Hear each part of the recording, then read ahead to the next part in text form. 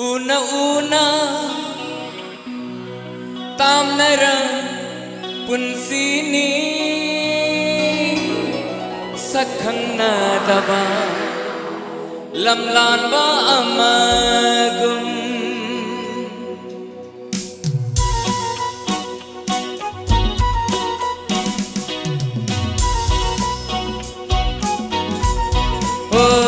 nang nasagay amagi mauni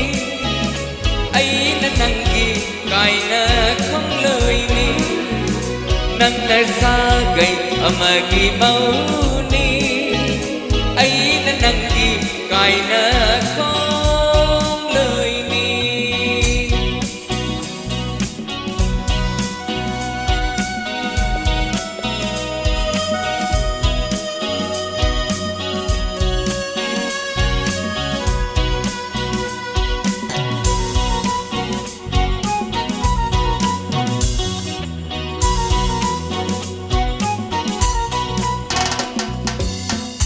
mata suyeng hote pamwe khanna nung si mai tho hong imis na pena nung mata suyeng hote pamwe khanna nung si mai tho hong imis na pena are pane khalwe hau ki bapun sina are pane khalwe hau ki bapun sina nanga aiga lainari bamari se nanga aiga lainari bamari se oh nanga sagay amagi mauni ay nanangi kay na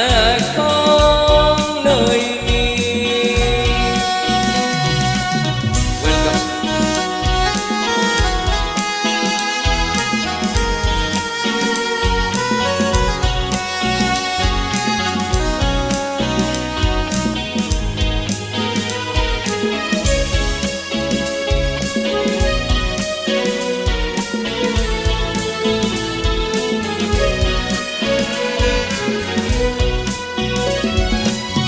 Mola bakutsanaw